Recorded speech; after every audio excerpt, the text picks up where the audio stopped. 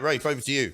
Well, this is a crazy story. I mean, if you were to offer the British people the chance to live rent-free, in Midtown Manhattan, next to Grand Central Station, and get $1,000 a month in food, there'd be an exodus over there, which would be bigger than the British invasion of the 60s. Yes. But that's actually what's being trialled now in New York by their far-left mayor, Eric Adams, the poster child for the dangers of virtue signalling, since he basically ushered in the biggest flood of migrants, 5 times as many asylum seekers in New York as in London. And he's essentially offering families $1,000 a month to go out to supermarkets and shops to buy food and baby supplies without any way of actually knowing if that's what they're going to be buying. And I'm sure there'll be lots of asylum seekers buying booze and fags and neglecting their children because they have carte blanche to have these prepaid debit cards, which they can use to do that. It's amazing. And of course, it's the biggest draw in the world of people in, say, South America, where the average minimum wage is about $200 a month. Right. And here you can come to New York City. Well, he's obviously changed his tack on this, because we've got some clips here, and here's one of him talking about migrants in 2023. We stated several months ago that we have reached full capacity.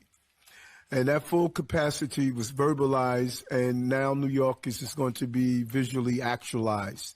We're going to see how much of our cup has basically runneth over. I think he's used the wrong metaphor there, hasn't he? Because his cup isn't really running over. It's more that he's run out. What I want the to cup know, is actually Rafe, empty, isn't it? Do you have any connections with people, and how long does a small boat take to cross the Atlantic? Well, that's a good question.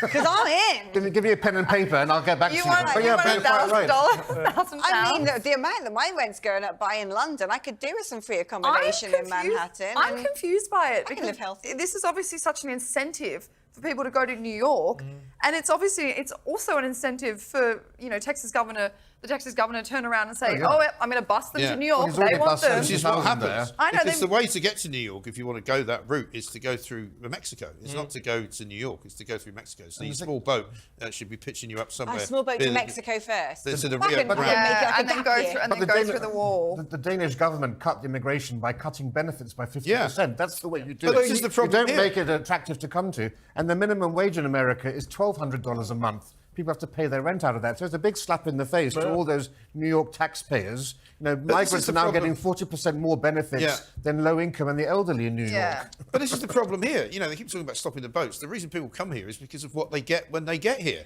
It's not because they just want to come to Britain, but they know they will get a hotel room, they know they'll get some money, they know they'll get some food, or they'll now know they'll get a house. Well, then they so demand if they don't. That's the mad thing. I mean, they actually turn around and say, I don't want to go to a house in Somerset. I'd rather stay in London. I feel connected But the thing is, all these major cities now, London, New York, effectively, you've got these left-wing leaders of those Paris cities. has got some mad socialist mayor who just started charging people €200 to park a car for 6 hours. And they're also saying, come on in, while the government is trying to say, actually, no, we're a breaking point. But yet these left-wing mayors are basically creating an incentive. It's absolutely should we just have the plank of the week left-wing mayors? Left-wing mayors, plank of the year, plank of the century. Yeah, it is. I mean, there must be something...